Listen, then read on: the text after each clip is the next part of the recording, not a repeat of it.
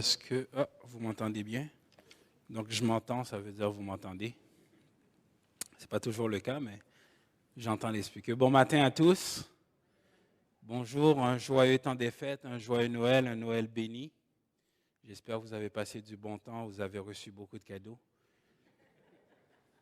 Je disais à mon fils qu'il avait tellement hâte à Noël que il dit, papa, c'est quand Noël? Je dis, c'est pas maintenant, mais il y a la neige.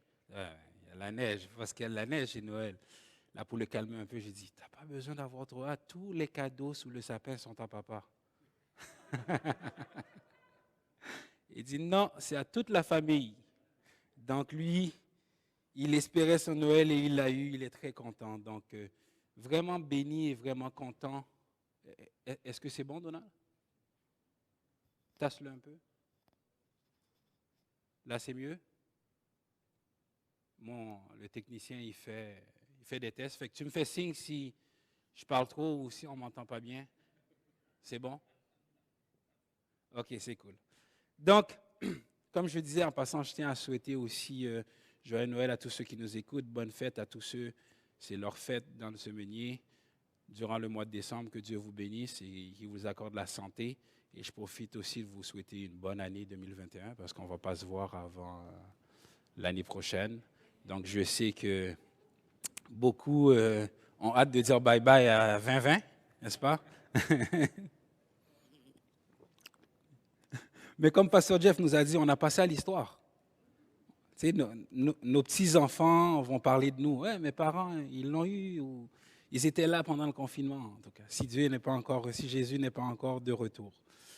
Donc, une bonne année 2021 à tous et que Dieu vous bénisse. Ce matin, j'ai le privilège de partager avec vous une portion de l'Écriture, ma passion, la parole de Dieu. Je vis et c'est une parole qui m'anime et que je respire et on découvre toujours une chose dans la parole de Dieu. C'est incroyable. On a bien beau lire et relire, il y a toujours quelque chose qu'on n'a jamais saisi ou qu'on vient de comprendre, une révélation. Mais en même temps, je me dis, si Dieu est infini, sa parole aussi. Donc, elle se renouvelle. Sa bonté est infinie, donc sa parole doit l'être. On n'arrivera jamais à puiser tout ce qu'il y a dedans. Jésus va même dire jusqu'à la femme samaritaine, si tu savais qu'il demandait de l'eau à boire, toi-même tu lui demanderas de donner de l'eau afin que tu n'aies plus jamais. C'est quand même une parole éternelle, intarissable. Ce matin, la portion que j'ai pour vous, par contre, est toute autre, mais je pense qu'il est de 2 points avec le temps qu'on vit et surtout le moment qu'on est. On va tourner tous ensemble dans Matthieu 11.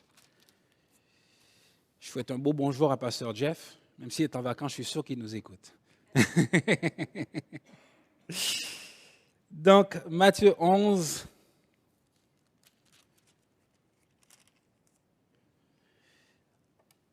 On va partir du premier verset jusqu'au verset 11, justement.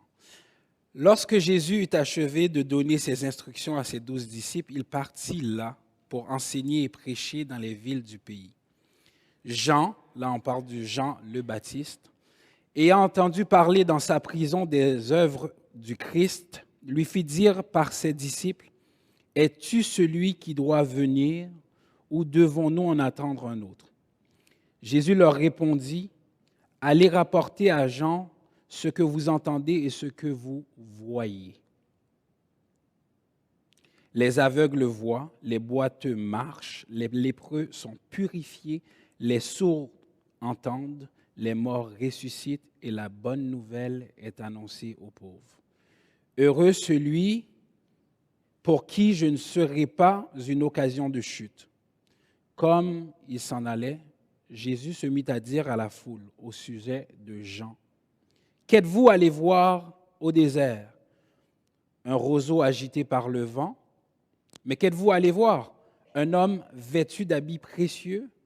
Voici, ceux qui portent des habits précieux sont dans la maison des rois. Qu'êtes-vous donc allé voir? Un prophète? Oui, vous dis-je, et plus qu'un prophète.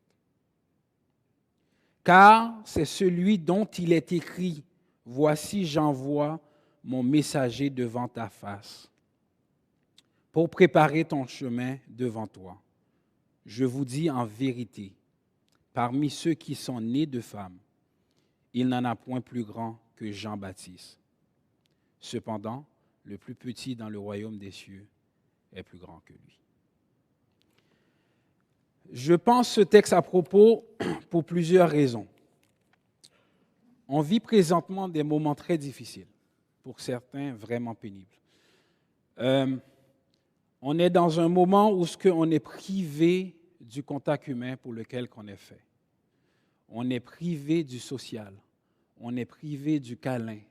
On est privé du réconfort. On est privé d'aller voir les gens qui ont le plus besoin de nous. Et pourquoi je pense que c'est nécessaire, c'est qu'on est un peu dans la place que Jean est. Sans exagération, nous ne sommes pas en prison, nous ne sommes pas maltraités, mais on est dans ce côté où on est face à nous-mêmes, où on est seul, où cette question que Jean pose peut être la nôtre. Il ne faut pas sous-estimer que parfois dans notre vie, on doute aussi. Parfois, dans notre vie, on se pose des questions aussi. Et le confinement est pour moi, vous allez me dire, il est peut-être fou ce jeune homme, est un moment que Dieu nous permet d'être avec lui et avec nous-mêmes. D'être face à face avec l'être qu'on a marié depuis plusieurs années et qu'on ne voit presque plus. Des gens beaucoup plus vieux que moi, bien entendu, me disent, on s'est retrouvés quand les enfants sont partis. Comme si pendant une vingtaine, une trentaine d'années, ils s'étaient délaissés pour s'occuper de leurs enfants. Mais le confinement nous a ramenés les yeux dans les yeux à apprendre à se redécouvrir, à se connaître, à s'aimer, trouver les bons côtés des choses, trouver Christ dans l'adversité, trouver Christ dans votre misère, trouver Christ dans la pénombre que vous êtes. Et ce que j'en fais en ce moment, c'est ce que beaucoup d'entre nous aurions pu faire, sans aucun doute. Je sais que des autres vont dire, oh non, moi, j'aurais fait comme Paul, Silas dans la prison, j'aurais chanté, j'aurais loué. Il n'est pas donné à tous cette grâce. Mais comme introduction, j'ai choisi un petit texte d'un auteur qui fait un blog. Moi, je n'ai pas voulu ce matin aller dans une exégèse lourde pour essayer d'expliquer qui est Jean. J'ai voulu faire ça simple, Noël, relax, autour des 2 sapins imaginaires qu'on a d'habitude. Et de vous présenter qui est ce personnage. Et dans mon cours d'herméneutique, j'avais lu un livre qui avait fait un peu pareil qu'ici, où ce que l'auteur faisait venir comme vivant les anciens, les prophètes et tout, puis il leur posait des questions. C'est comme si moi, aujourd'hui, j'étais en entrevue avec Jean. Jean était sur le stage ici et je lui posais des questions. Ça serait cool, ça. C'est plus simple de voir c'est un peu plus relax. On est à Noël, donc on n'a pas besoin de tomber dans la théologie. On va aller, imaginez, Jean est assis ici, il ne porte pas des habits somptueux, il vient de manger miel sauvage, des guêpes et tout, il est là, la barbe, les cheveux, tu sais. Il n'y a pas de nos jours, mais il est là, il parle français puis il est capable de nous répondre. Okay? Donc, conversation avec Jean-Baptiste, je vous donne tout de suite celui qui a fait le blog, Jacques Gauthier. Il fait une conversation avec Jean le Baptiste. Il dit, l'an 15 du principat de Tibère, César, Ponce Pilate étant gouverneur, il nous met en contexte de Judée, Hérode, tétrarque de Galilée, la parole de Dieu t'est adressée à toi, Jean, fils de Zacharie, qui vit au désert de Judée. Tu proclames un baptême de repentir pour la rémission des péchés. Que dis-tu aux foules? Jean répond, convertissez-vous car le royaume des cieux est proche. Que devons-nous faire alors, Jean? Celui qui a 2 vêtements, qu'il partage avec celui qui n'en a pas, et celui qui a de quoi manger, qu'il fasse de même. C'est Jean qui nous répond. Luc 3, 10. Se repentir ne se passe-t-il pas aussi par l'humilité et la foi en celui qui baptise dans le feu de l'Esprit?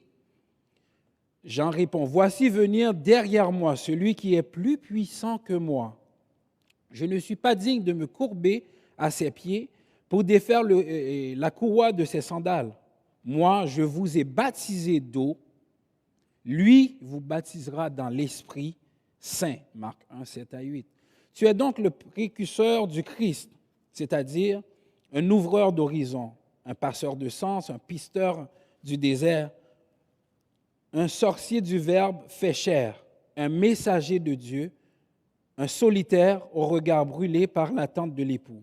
C'est ta vocation et ta mission. Tu es appelé pour être envoyé avant le Christ afin de préparer le chemin.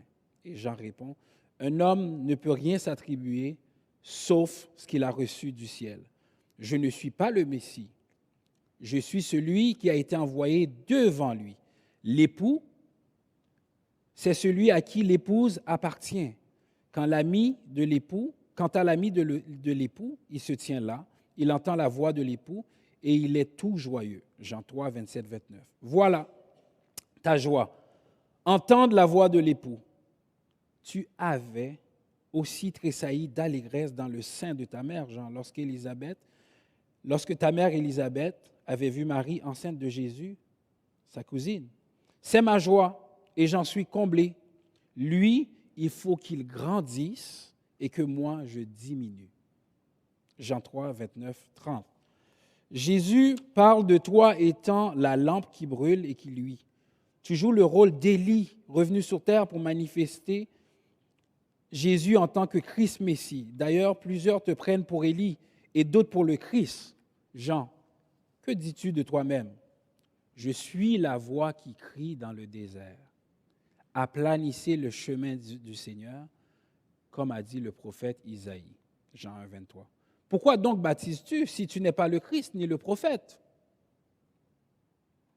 Moi, je baptise dans l'eau, mais au milieu de vous se tient celui que vous ne connaissez pas, qui vous baptisera du Saint-Esprit.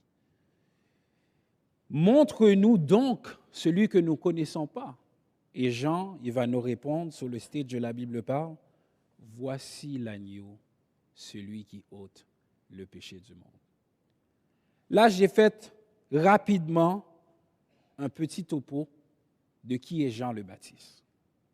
Parce que souvent, on va lire, OK, Jean a fait ça, pourquoi Jean a fait ça, pourquoi Jean est en doute. Pouvez-vous vous imaginer un homme que dès le sein de sa mère, il tressaillit de joie? Le Christ n'est pas né. Il est dans le sein de sa mère Marie. C'est le temps. On est dans Noël. On fête le petit Jésus dans la crèche. Et moi, je vous amène avant la crèche. Jean, la Bible nous dit Marie, et Élisabeth enceinte de 6 mois, et Marie qui arrive la visiter. Et le bébé dans le sein d'Élisabeth tressaillit de joie. Pourquoi? Parce que l'Esprit l'avait déjà communiqué qu'il était celui que Israël attendait, le Sauveur du monde. Et c'est pour ça que je tiens toujours à dire, à moins que Dieu nous ouvre les yeux, nous ne pouvons pas le voir. À moins que Dieu nous fasse grâce de connaître Christ comme le Sauveur du monde, on ne peut pas le connaître. Jean, dans le sein de sa mère, ce n'est pas un théologien. Il n'a pas étudié la parole. Il ne parle pas. Il n'est même pas sorti. Et déjà, l'Esprit le fait tressaillir de joie parce que tu es heureux.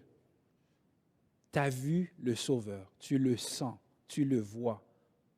Ce Jean-là, qui dans le désert baptise les gens, il a ses propres disciples.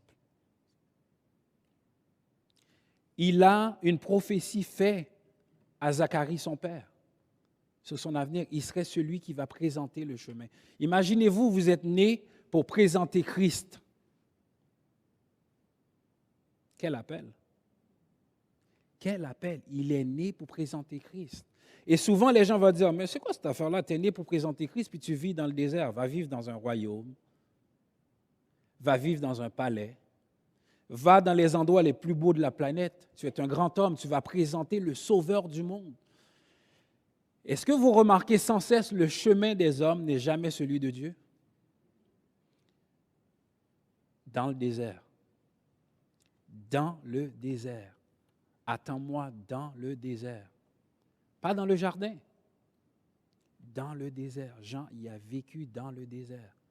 Un prophète habitué à l'attente et à la misère. Dans le désert, ce n'est pas le luxe. Quand on nous présente Jean ce qu'il mange, quand on nous le présente, on ne nous présente pas comme un roi vivant dans un désert, comme un homme sauvage, vivant dans la nature en plein air. Mais c'est lui que Dieu a choisi. Dans votre désert, dans votre prison, Dieu n'est pas moins là. Bien au contraire, c'est là qu'il vous prépare pour l'avenir. C'est là qu'il vous fortifie pour la suite. C'est pour ça que dans mes prières, quand quelqu'un me dit « je passe des moments difficiles », je ne prie jamais pour que Dieu le sorte de ces moments difficiles. Donc, si vous passez des moments difficiles, vous me demandez de prier pour vous, attendez-vous que je demande à Dieu qu'il vous fasse le trouver dans votre moment difficile. C'est dans le désert. C'est dans le désert que ça se passe. Et là, Jean se retrouve en prison. Il avait dit à un, écoute, ton mariage, là, c'est un adultère. Un gars du désert, là, ce n'est pas un diplomate. Okay? Il n'est pas là pour te dorer le blason ou te caresser le sens du poil. Et devine quoi, qu'est-ce que la vérité fait aux insensés? Il les révolte. Ils ne sont pas capables de le prendre. Et il est jeté en prison. Et méfiez-vous de dire, moi, je n'aurais pas fait comme Jean, je n'aurais pas douté, je n'aurais pas eu un moment de faiblesse.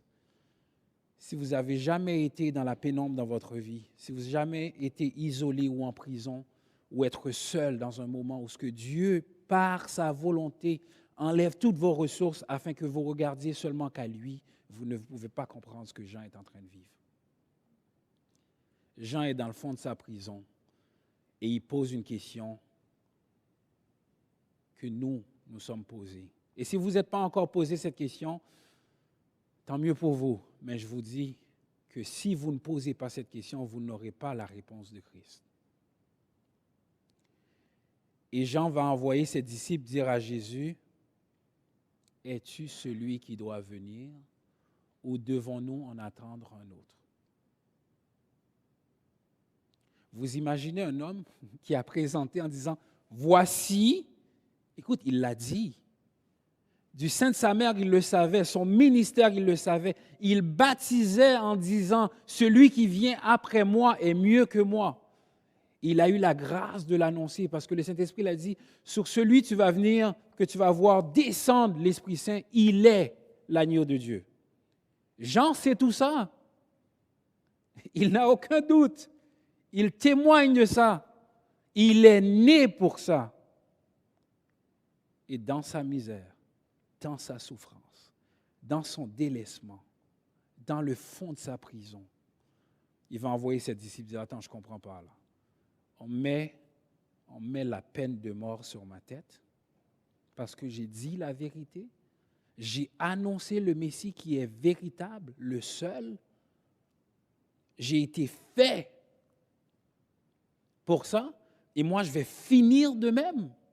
Ma tête sur le bûcher, j'ai rien fait de mal, j'ai juste dit la vérité. »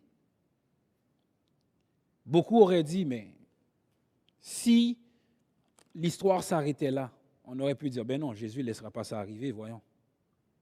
Ben non, il va le délivrer. Si on était un film d'Hollywood, on ferait Jésus arriver comme un super-héros dans la prison, il tue tout le monde, puis « Allez Jean, viens, on a gagné !» Non, le chemin de l'homme n'est pas celui de Dieu. Et écoutez comment Jésus va répondre à Jean, aux disciples de Jean plutôt. Il ne répond pas par seulement des mots, il répond par des actes. Par exemple, il va dire, allez rapporter à Jean ce que vous entendez et ce que vous voyez. Les aveugles voient, première chose. Les boiteux marchent, les lépreux sont purifiés, les sourds entendent, les morts ressuscitent et la bonne nouvelle est annoncée aux pauvres. À première vue, cette réponse n'a pas rapport. À première vue, quand je lis ça, je me dis, attends, c'est quoi cette réponse? Réponds-moi oui ou non. Ma question est claire. Es-tu celui qui doit venir ou devons-nous en attendre un autre? Si vous avez cette réponse-là dans un examen, et je réponds, mais les aveugles voient, les boiteux marchent. Elle me dit, attends, as-tu lu la question que j'ai écrite? Mais tournez avec moi dans Ésaïe 35.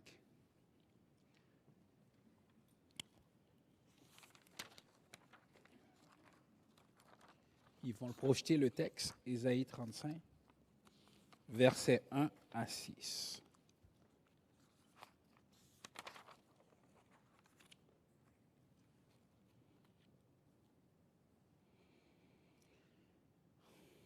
Là encore, on parle d'un désert.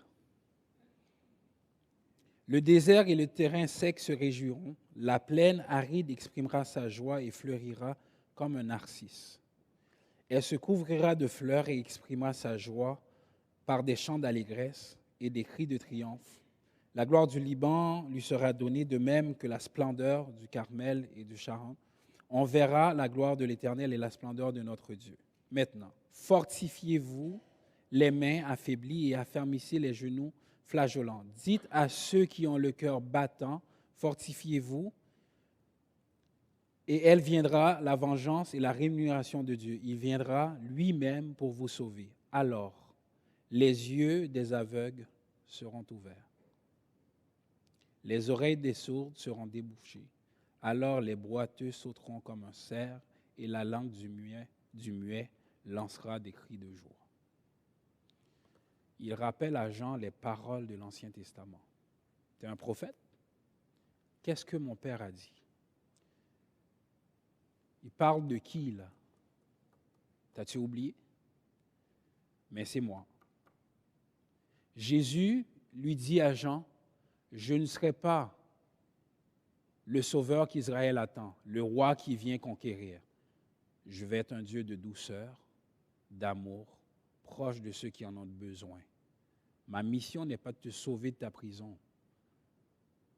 Pour savoir si je suis le Messie, ne résulte pas à ce que je te sors de la prison. Pour savoir si je suis le Messie, je ne ferai pas un autre miracle, te faire disparaître la prison. Mais ce qui va te rappeler que je suis le Messie si tu l'oublies, c'est que ma mission, c'est que les aveugles voient, les sourds entendent, les boiteux marchent et que la bonne nouvelle soit annoncée. C'est un Dieu d'amour.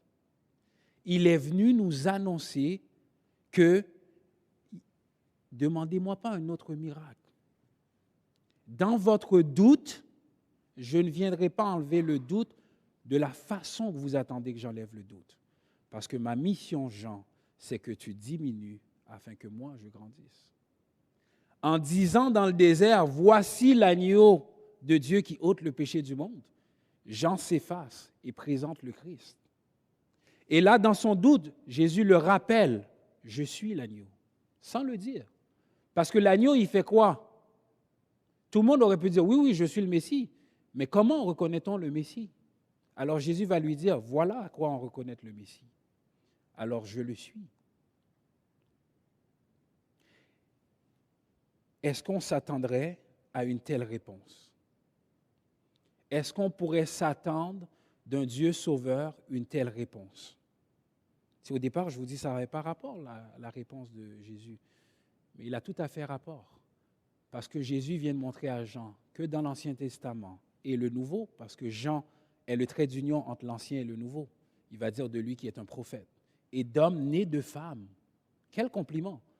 Il va faire l'éloge de Jean en disant, l'homme d'homme né de femme, il n'y a pas plus grand que lui. Il est l'Élie qui devait venir.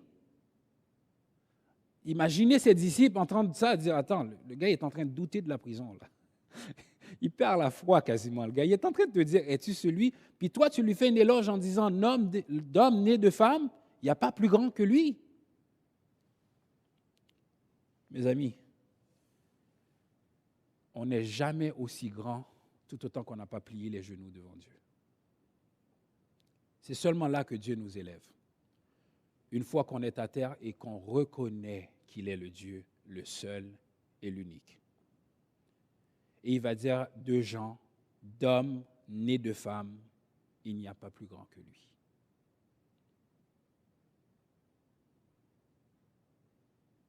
C'est un bel éloge. En d'autres mots, Jésus nous fait face, nous fait comprendre celui qui parle, celui qui désespère. Il est un homme comme nous. C'est quand même un homme. D'homme né de femme. C'est quand même un homme. Mais il a douté. Maintenant, la question, l'interrogation que Jean a, beaucoup nous la posent, même s'ils ne sont pas croyants. Est-ce que vraiment Jésus est Dieu? Vous avez déjà entendu des gens nous poser ces questions-là. Est-ce qu'il est vraiment le Messie? Est-ce qu'il est vraiment le chemin, la vérité, la vie? Est-ce qu'il est vraiment celui qui doit venir vous chercher? Les gens n'inventent rien aujourd'hui en posant ces questions. Jean lui-même les a posées. Et sa question est extrêmement intéressante. Es-tu celui qui doit venir ou devons-nous en attendre un autre? Vous savez que la place de Dieu dans votre cœur, il ne peut être comblé que par Dieu lui-même. Pourquoi Jean n'a pas dit, es-tu celui qui doit venir ou sinon on laisse tomber? Non, on est fait pour attendre le Messie. La place de Dieu, Jean le sait. Si ce n'est pas toi, il faut qu'on en trouve un autre. Pour ça, ceux qui n'ont pas trouvé le Christ le trouvent dans la drogue, dans le sexe, dans toutes sortes de choses. Pourquoi? Parce que la place est restée vide. Si tu n'es pas celui qui doit venir, nous devons en attendre une autre. Si nous n'avons pas Christ, nous avons quelque chose d'autre. Croyez pas ceux qui disent, moi je suis neutre.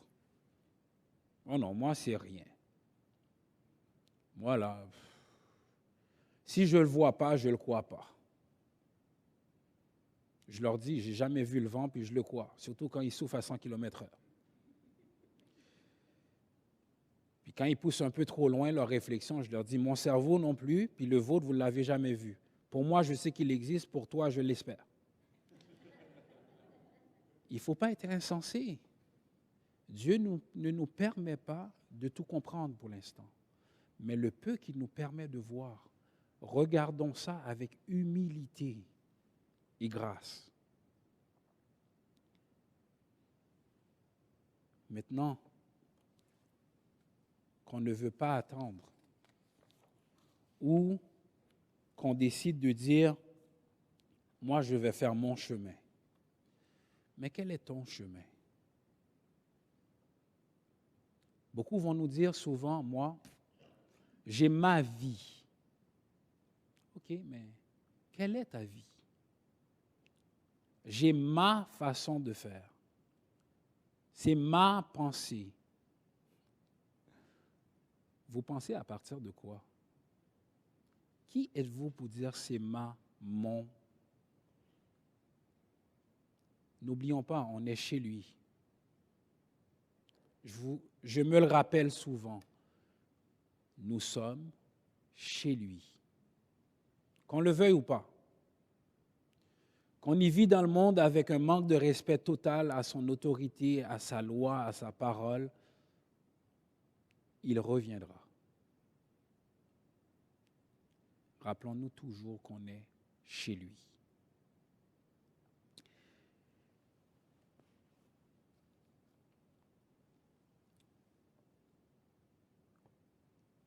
Est-il vraiment celui qui doit venir? En bon chrétien, vous allez me dire, ben oui, on le sait, on l'a entendu depuis des années. Maintenant, je vous mets à la place de Jean. Je dis toujours qu'il est plus facile d'être historien que prophète. Jean, lui, est prophète. S'il est prophète, il a douté. Je pense que bien, moi aussi, j'aurais douté. Je pense qu'on peut tous douter. Maintenant, mettons-nous à la place de Jean.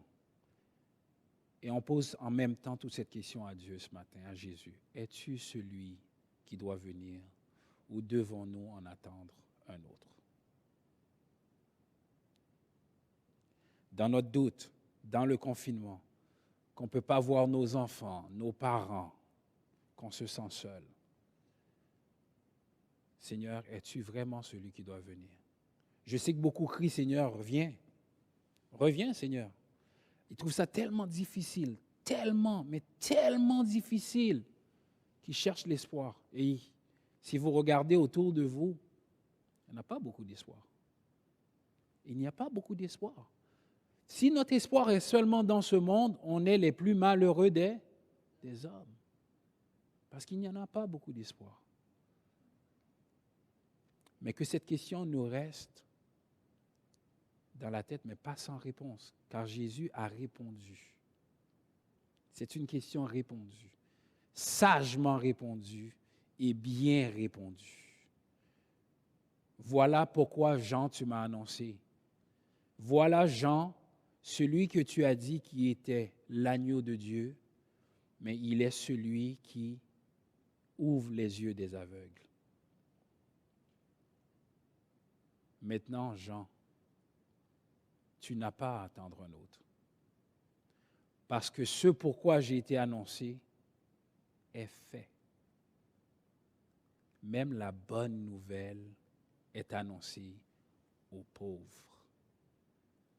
Mais cette partie-là, c'est pour nous. Sans cette bonne nouvelle, ni moi, ni vous, ni personne sommes ici à écouter la parole de Dieu. Vous imaginez du fond de la prison, Jean qui entend ces paroles, le retour de ses disciples, et que cette parole qu'il connaît très bien de l'Ancien Testament lui revienne. Ben oui, le prophète avant moi l'avait dit. Et c'est exactement ce qui est en train de se passer. Ce matin, on était en réunion, les anciens, comme un peu à tous les dimanches matins, puis on parlait de ça.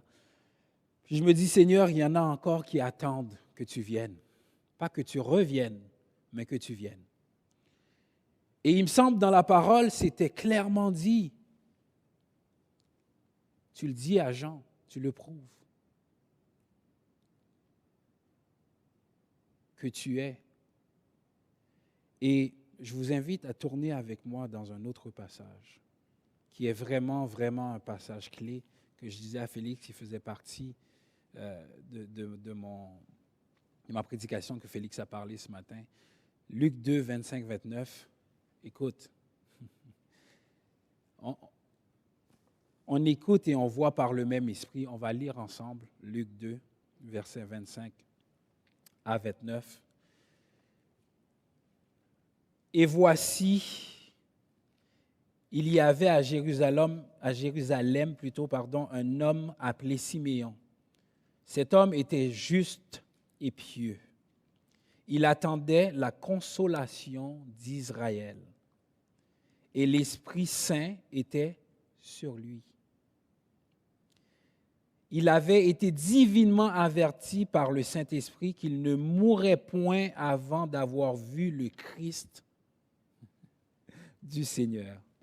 Il vint au temple poussé par l'Esprit, et comme les parents apportaient le petit enfant Jésus pour accomplir à son égard ce qu'ordonnait la loi, il le reçut dans ses bras, bénit Dieu et dit, « Maintenant, Seigneur, tu laisses ton serviteur s'en aller en paix, selon ta parole, car mes yeux ont vu ton salut. » Écoute, Siméon n'est pas à la croix. Il n'est pas face à un Jésus qui fait des miracles. Le petit enfant qu'ils amènent au temple, sa présentation, le gars, il y a un bébé qu'il prend dans ses bras. C'est un bébé. Vous imaginez? Il a un bébé dans ses bras. Et qu'est-ce qu'il dit? Seigneur, maintenant, ta promesse est accomplie. Ta promesse, elle est réalisée. Tu es fidèle et juste. Maintenant, s'il te plaît, laisse-moi partir en paix. Fini. C'est accompli. C'est fait. C'est réalisé. Mes yeux ont vu ton... Wow! Comment peut-on avoir un doute sur qui est le Messie? J'ai beaucoup de difficultés, les amis, beaucoup. À moins que Dieu nous donne son esprit, c'est sûr qu'on n'est pas capable de le voir.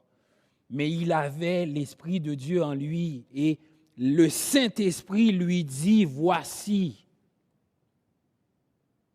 Jean, dans le sein de sa mère, il tressaillit Et Siméon, dans ce dernier jour, prend le bébé dans ses bras et dit maintenant, laisse-moi partir en paix. En d'autres mots, mon cœur est léger. Tout est accompli pour moi. Tu m'avais promis que j'allais voir le Sauveur d'Israël. Il est dans mes bras. Imaginez quelle grâce que Dieu vous accorde d'avoir Jésus dans vos bras. Avant de rencontrer le Père, il t'a présenté le Fils. Wow! Ça, c'est un message de Noël. Maintenant, est-ce que vous pouvez dire chacun d'entre vous, je pars en paix? Est-ce qu'on peut dire ça?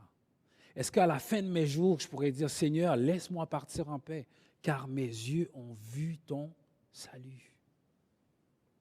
Vous imaginez? C'est la seule façon qu'on peut partir en paix dans ce monde-là. C'est d'avoir vu le salut de Dieu. Doit-on en attendre un autre? Il est déjà venu. Es-tu celui qui doit venir? Oui, je le suis. Comment peux-tu me le prouver?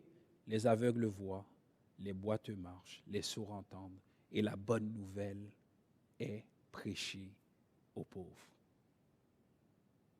Ça, c'est une bonne nouvelle. Ça, c'est l'Évangile. Ça, c'est le message de Dieu. Ce n'est pas un message qui vous dit « Ouais, vous allez sortir de la prison. Oui, vous allez être riche. Oh, Dieu veut que vous soyez riche. » Des fois, j'entends des messages comme ça, j'ai le goût de dire au prédicateur « Dieu, t'as-tu dit qu'il voulait ça? Où t'as vu ça que Dieu veut que je sois riche? » Dieu n'a rien contre la richesse. Mais arrêtez de faire croire aux gens tous, sauf la bonne nouvelle. La bonne nouvelle pour Jean, là, les propriétés gospel lui auraient dit « Jean, j'ai une vision. Pendant la nuit, Dieu va te sortir de là. » Non, non, Jésus dit « Ce que je veux, Jean, ton salut est déjà assuré. Tu l'as vu, la gloire. Tu sais qui est. Ta tête est mise à prix, un détail. On le coupe ici, je le remets de l'autre côté. » C'est un simple détail, Jean. Ça n'a aucune importance. Ce qui est important, par contre, c'est les pauvres qui périssent. Ce qui est important, c'est que cette bonne nouvelle doit être annoncée à toute la terre. Ce n'est pas ta petite tête qui compte. On est tellement enflé, notre tête est tellement enflée. Ah non, non, non, non, mais attends, moi là, je suis Jean quand même. Passé plusieurs années dans le désert, moi. Travailler pour toi. Puis je suis plus vieux que toi en plus. Tu dois m'écouter, le petit cousin là. J'ai fait tout ça pour toi, maintenant tu as du pouvoir, tu me laisses crever en prison? Parce que j'ai dit la vérité? Hé, le cousin, j'ai-tu tressailli pour rien, moi, dans le sein de ma mère? Non, non, Jean, tu n'as pas tressailli pour rien. Mais il y a quelque chose que tu n'as pas compris, par contre. Rappelle-toi, il faut que tu diminues pour que je grandisse. C'est ça ton appel. Et le message ce matin, c'est que oui, oui et oui, il est déjà venu. Le Christ, il est déjà venu. Dans nos doutes, c'est normal. Nos désespoirs, c'est normal. On est complètement abattu, c'est normal. Mais rappelez-vous d'une chose, que dans ma misère, Dieu ne va pas nécessairement répondre « je vais te sortir de là ». Mais il va sûrement te répondre que les boiteux marchent, les aveugles voient, les sourds entendent et la bonne nouvelle est prêchée. Et quand vous allez entendre ces paroles, que vous direz « mais c'est quoi le rapport ?» Mais le rapport, ça veut dire « oui, tu as le salut. Tu as tout à fait raison. Tu poses la question à la bonne personne. » Jean a posé la question à la bonne personne. Et il ne l'a pas posé avec arrogance en voulant dire « enlève-toi de là, moi je veux faire… » Non, non. Rassure-moi.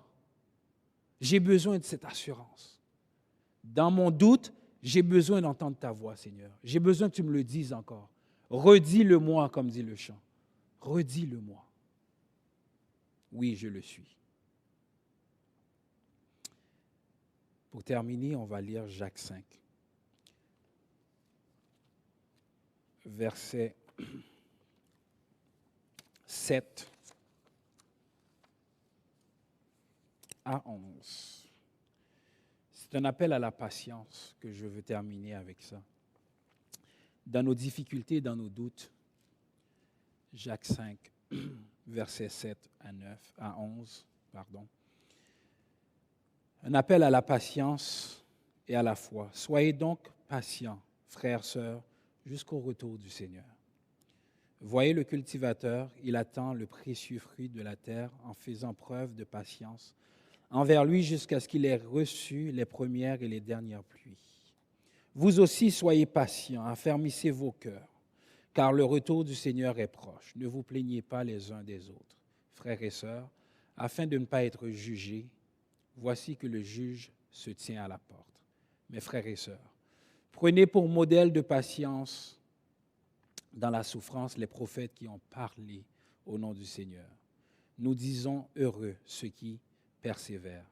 Vous avez entendu parler de la persévérance de Job et vous avez vu que ce que le Seigneur lui a accordé, car le Seigneur est plein de tendresse et de compassion. On le voit dans le texte de Jean. Jésus ne s'est pas énervé avec lui. Il n'a pas eu la même attitude que quand il est rentré dans le temple. Il n'a pas dit à Jean, mais c'est quoi cette affaire-là? Comment tu peux douter? Dès le sein de ta mère, tu le savais, mais tu me déçois. Mais Jean, vraiment, je suis déçu. Je suis perdu là. Pour la première fois, je suis déçu, le cousin. Jésus ne lui a jamais dit ça.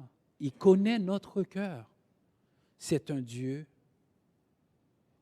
rempli de tendresse et de compassion. Un Dieu rempli de tendresse et de compassion.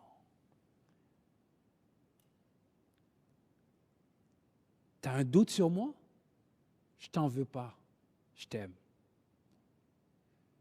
Tu passes à travers des choses difficiles à un tel point que tu ne sais plus quoi faire. Je t'aime.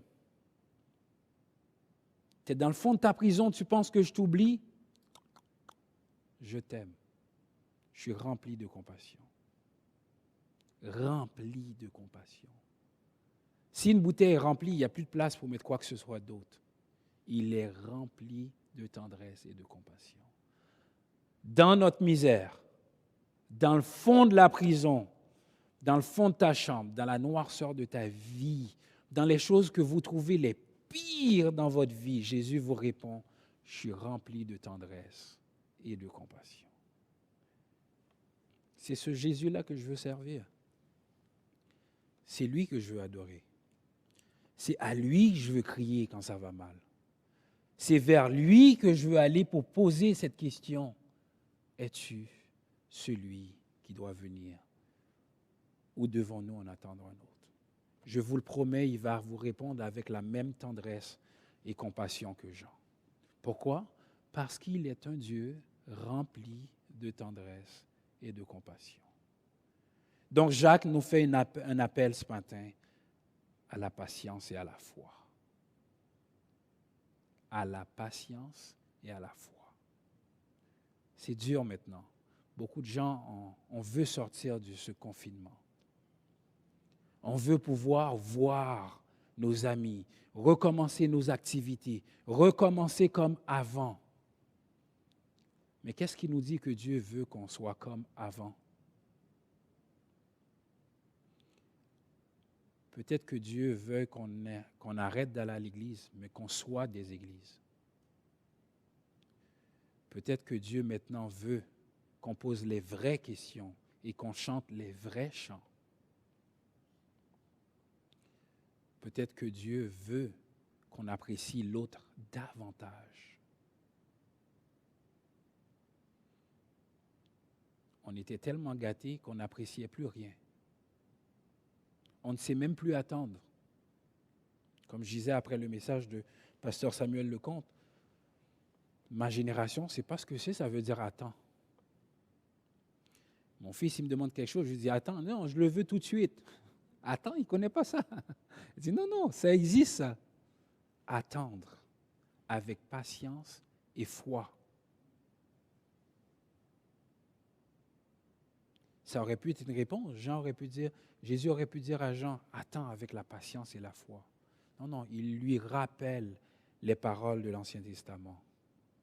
Le Messie, là, t'es prophète. Isaïe, un prophète comme toi, il a annoncé ça. Mais ça, c'est arrivé. Et qui devait faire ça? Le Messie. Alors Jean, voilà la réponse. Non seulement je te réponds, je te donne les preuves. Fortifie ta foi. Fortifie ta foi. La parole nous dit clairement, Jésus ne répond pas par seulement des mots, il le fait par des actes. Il dit aux disciples de Jean, allez lui dire ce que vous avez vu et entendu. En d'autres mots, c'est tangible, Jean. Du fond de ta prison, ce n'est pas des oui-dire, ce n'est pas des on aurait entendu dire qu'il aurait fait ça. Non, non, c'est au présent, Jean. Les boiteux, ils marchent. Pas ils marcheront, ils marchent. Les sourds, ils entendent, Jean. Les boiteux, les aveugles, ils voient. Et tous ces miracles, Jésus les a faits, soit dit en passant. Faire voir des aveugles, marcher des boiteux, ouvrir les oreilles des sourds. Et il a annoncé la bonne nouvelle à un tel point que les autres disent, on n'a jamais entendu parler un homme comme celui-ci. Vous imaginez, on vous envoie arrêter quelqu'un, il est en train de prêcher, et les policiers reviennent au poste. Où est le gars qu'on vous avait dit? Écoute, il prêchait là, on n'a jamais entendu quelqu'un prêcher comme ça. Chum, tu as été l'arrêter. Non, non, mais c'était incroyable de l'entendre prêcher. Et Jésus aurait pu faire une prédication incroyable pour impressionner les gens. Mais vous voyez, Jésus ne veut impressionner personne. Son regard n'avait rien à nous plaire. Il était un simple homme, mais rempli de tendresse et d'affection. Pour finir, il n'y a pas d'autre Christ. Il n'y aura pas d'autre Église qu'il va faire. Le salut est là. Il est offert par Dieu. Il a été offert par Dieu à nous en visage d'homme. Et ce que Pasteur Jeff nous a rappelé la semaine passée, c'est quelque chose qui m'a toujours frappé dans ma lecture de la parole de Dieu. Il est assis au ciel en tant qu'homme. Et je fais souvent des blagues, je l'avais dit à la chute à un moment donné. Quelqu'un m'avait dit, il y a une bombe qui existe, qui peut détruire toute l'humanité. Je lui ai dit, c'est impossible. Il me dit, ben oui, c'est facile, il calcule circonférence de la Terre, puis le bombe peut exterminer tous les humains. J'ai dit, même là, il ne pourra pas détruire toute l'humanité. Il me dit, mais je ne comprends pas. Il dit, parce qu'il y a un homme qui vit au ciel. C'est quand même incroyable. Dieu protège son humanité dans son essence même. Et l'homme qui est assis au ciel, il peut recréer la terre, donc tu perds de temps de la détruire.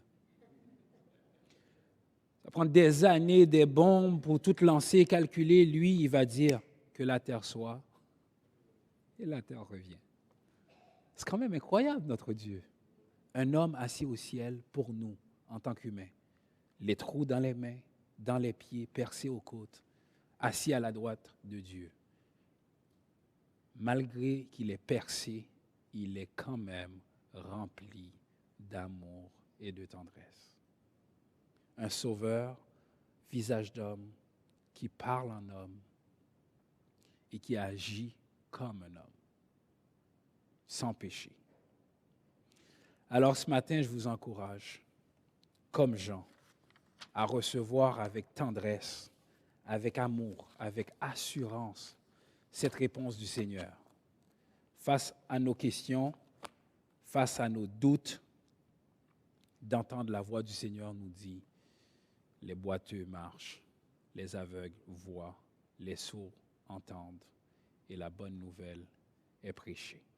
Amen. Que Dieu vous bénisse.